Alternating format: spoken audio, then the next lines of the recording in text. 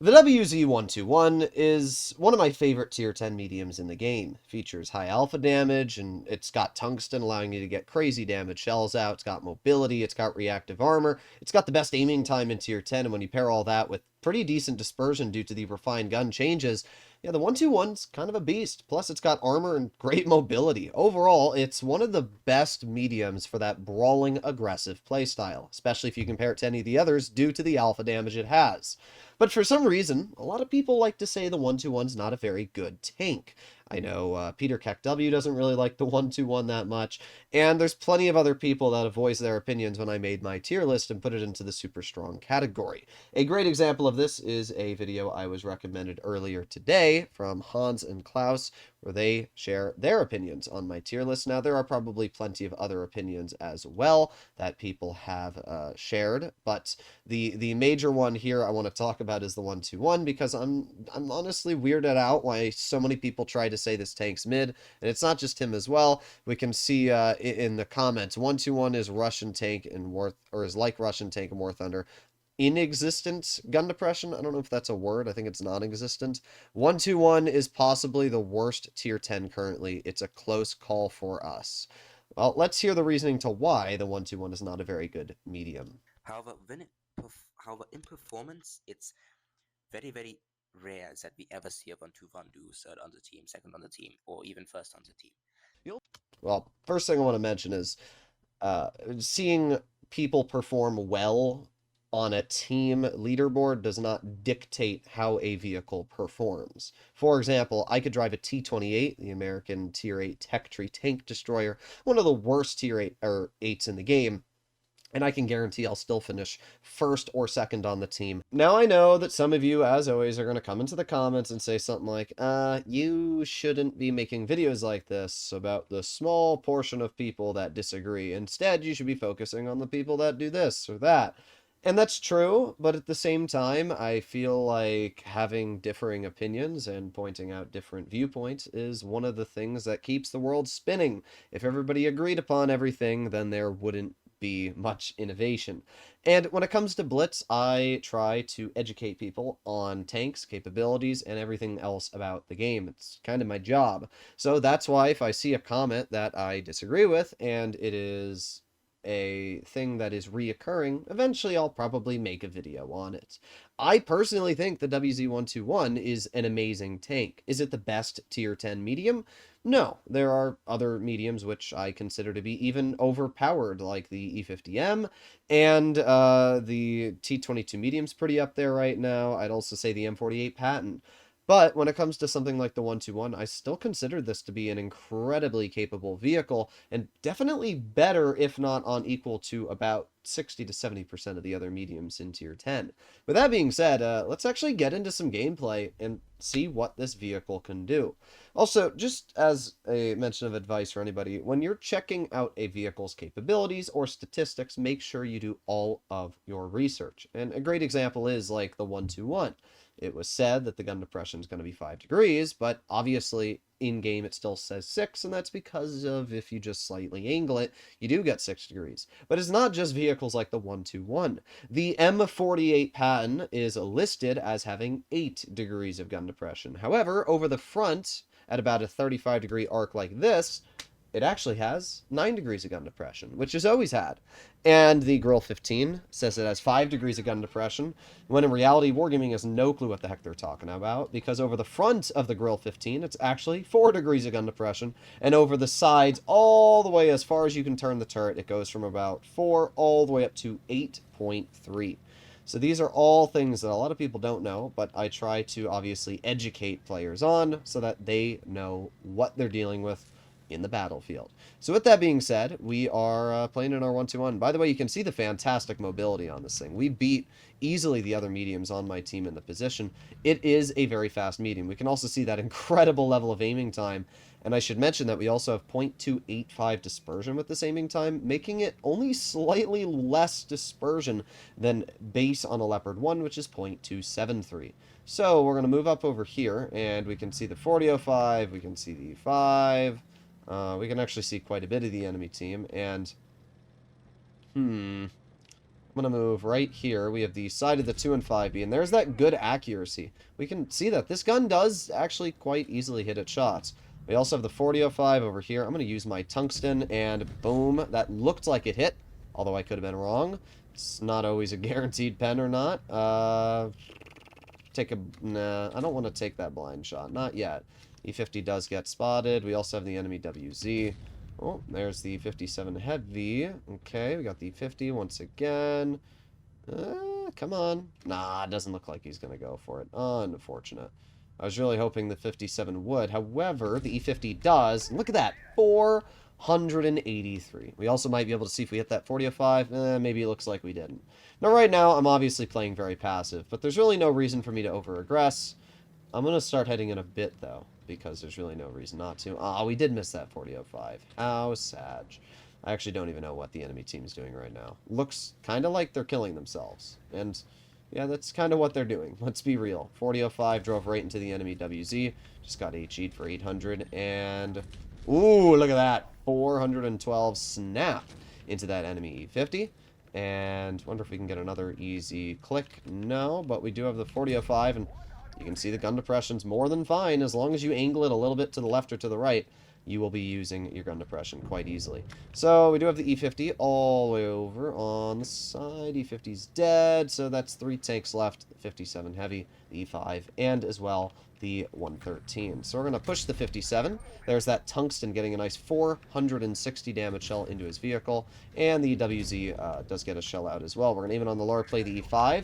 We actually got a bounce from the WZ, and now all that's left are 2 tanks. And once again, we can see that, yeah, I mean, gun depression is important, but as long as you use your tank properly, it's not going to be one of those things that's really going to stop you from having a good game. And even though the ammo rack itself isn't great, it's really not that big of a deal, as long as you know what you're doing. This game, we've already dealt 3,500 damage, and Karo's going to get an easy shell out. We're going to reload ourselves, get that gold pen right into the 113 GFD's lower plate, and end up dealing 3,700 damage.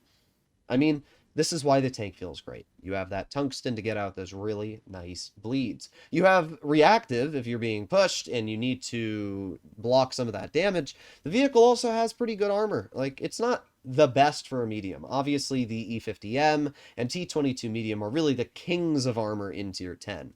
But at the same time, there's no arguing the fact that the 121 does feature strong turret armor and a pretty strong upper plate. It's about 230 millimeters base on the upper plate, which means if you angle it a little bit to the left or to the right and you use that gun depression, you can actually get pretty good bounces on it. It's rather substantial and more than a lot of people take it granted for. So let's do one more game in this medium and see how it does. Well, that was a little bit quicker than I thought. I was about to click on YouTube, and sometimes when I'm waiting in queue, I'll just pull up YouTube to watch a video or something like that, but pretty quick game. So we have a Kampfpanzer 50-ton, Sheridan, and WZ-121. That's 3 mediums, and all pretty strong mediums. I'm going to make my way to start off by going mid. Again, we can see the pretty good power-to-weight ratio on this vehicle. I mean, I'm basically going similar speeds to a 907, especially judging that that player's using speed boost. This thing is quite quick. And this is a spot that normally requires a bit of gun depression, but because of the way I'm working the ridgeline, as we can see, I can easily get a shell right into an enemy tank. In fact, I don't even get spotted. 907 doesn't either, which is interesting. Alright, well, we can chill here, see if we can get another shell out. That's 3 heavies. That's all the heavies they have on their team spotted. We can obviously see the KPZ 50-ton on the other side. And, interesting, 60 TPs right in front. Not able to hit the 60 just yet, at least. There's the KPZ. Bonk. 407. I mean, that alpha damage is just so nice. Even if you don't love this tank, you can't discount the fact that it chunks shells. So, the 121 and Kampfpanzer 50-ton are trying to kill my 907. And there's a very easy counter to this. I'm going to put on my reactive armor. I'm going to put on my tungsten and get a nice 498 into that 121. That is a huge amount of damage. Then what I'm going to do is I'm going to give this KPZ a slight tap, bringing him down to a 1 shot, and clearing him with a guaranteed tungsten roll. Now, the Sheridan is going to focus me. Gotta love that. HE's me as well, and then my gunner dies. However, player's still dead. Now we have the Sheridan on us. Sheridan tries ramming me. I'm just gonna, at this point, face hug the Sheridan. Try and maybe block the shell, but it's a Sheridan. Thing has insane levels of pen. We're losing a lot of our modules, but at the end of the day, it doesn't really matter. Boss Chatillon's going to hopefully save me here. Would have been nice if the Boss Chatillon had, you know, taken a shot from me, but whatever.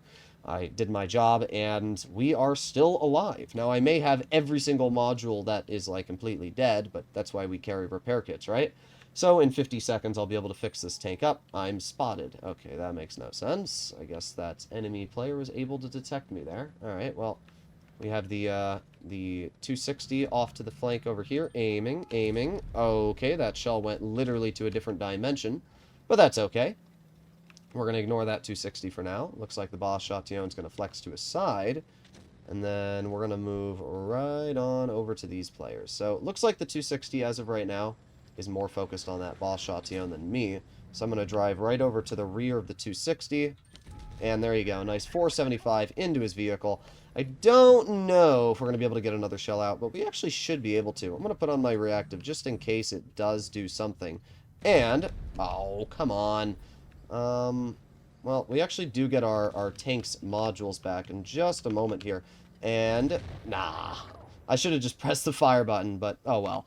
As we can see, the Lagoon game that I played was actually pretty good, dealing 3,750 damage and finishing top in the team. And that was with my modules being absolutely butchered at the end there.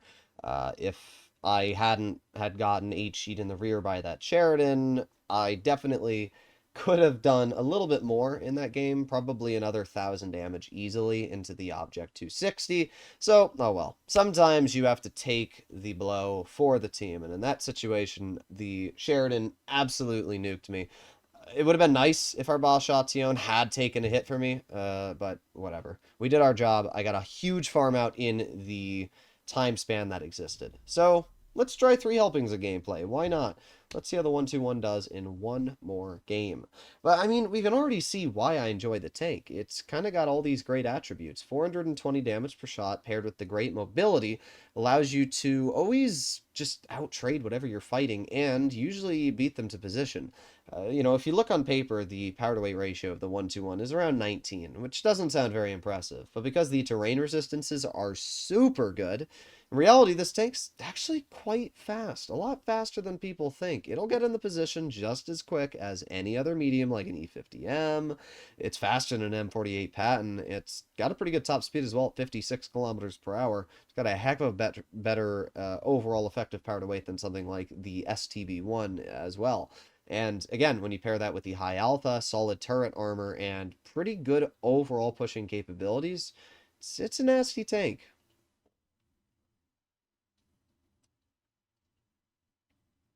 So here we are, Dead Rail. Dead Rail is not a great map for a vehicle like the 1-2-1 or any pretty poor gun depression medium. I think that's fairly obvious. Dead Rail is basically just a giant hill. But just because it isn't the best map doesn't mean it isn't workable. And we're going to see just exactly what we can do here.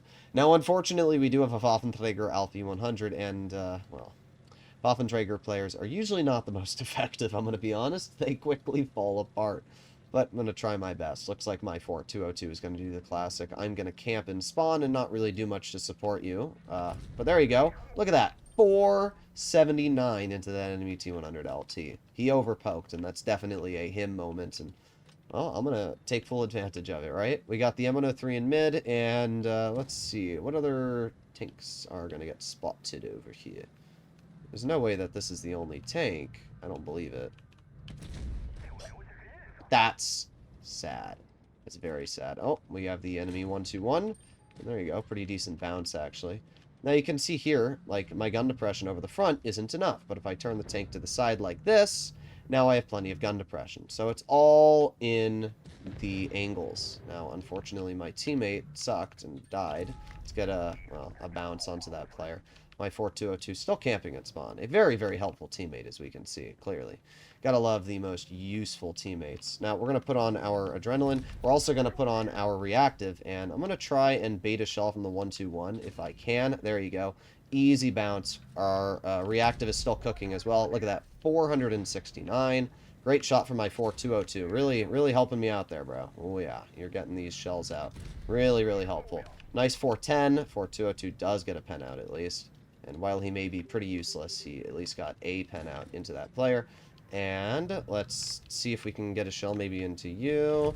There you go, 357. What I'm going to do right now is I'm just going to back up like this. There you go, 4202 gets the clear. And then we can aim it on the 121. Wow, what a bad roll. 330, that's pretty tragic. I don't know why the enemy team's trying to play so aggressive when they clearly aren't going to get away with it. Like, I have enough alpha damage to clear this T100 with one easy shell. Very lucky player. It's the second bounce that player's gotten now. Should not be getting these bounces. Of course, my 4202 is still being an entirely useless teammate. We're going to back up from that T100 before he gets the shell. Yeah, it's going well for you. Going well. All right, let's move up a little bit over here and aiming on the side of that 121. 477. I mean, look at the damage per shot on this thing. I really just have to say, like, at the end of the day, it doesn't matter what opinions I have on the 121. It's a great tank, and we can see why. Like, the level of damage output the vehicle has, the level of mobility, and everything is great. And when you're put in a situation where you need to use this tank properly, if you know what you're doing, you can get some pretty solid results out. So we have the T100, easy shell. We can see that crazy good accuracy there. And now we have the Type 71 we're going to aim in on. We're going to load a gold shell. Because we have our tungsten, even though we are loading gold, we still roll our average damage, which is obviously pretty dang nice. The Type 71 is going to probably stare at me. Let's see. Come on, poke it. Come on, poke it. Come on, poke it. Bruh. Cringe. I was really hoping he would, but looks like the Type is not going to actually poke this, but that's okay. I might be able to get one shell out. Aiming. I went a little low. Oh, well. I didn't actually realize, but I probably could have just driven out and shot the Type. But it doesn't really make a difference. We won.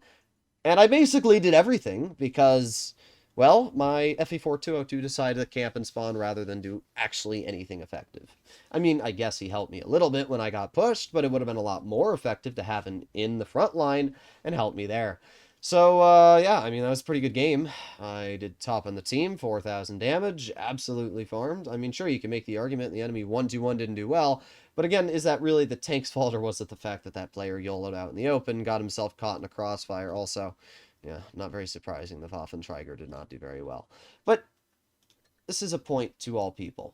Just because a vehicle might not be used too much or perform very well for the average player does not mean it's a bad tank. When I make my tier lists and when I make my opinions on vehicles, the reason why for the most part I call most tanks very good or super strong is because in a good player's hands, they are super strong. You know, you can make the opinion that, oh, well, if every tank's super strong, then they're all average, but that's not true because you have to rank a vehicle on how it feels to drive in the average game. Yeah, if you compare a 1-2-1 to a same level E50M player, then sure, the 1-2-1's probably going to struggle. But that's not how most games work. 90% of the games you play, you're up against people that are worse than you if you're a decent player. And in these situations, which is the average situations I play in, I rank my tanks on how they feel. I mean, a Leopard 1, for example, would probably be the best choice if you're going up against skilled players due to the mobility, the view range, the concealment, adaptive concealment features, and everything else. But we don't only run the Leopard when it comes to mediums. There are many different options, and I think the 1-2-1 is a great tank. Personally, I think it's one of the best mediums if you know what you're doing well. The level of alpha, aiming time, and consumables, the damage, everything it has is just such a nice combination. So let me know in the comments what you guys think about this tank, and I'll see you in the next one. Bye-bye.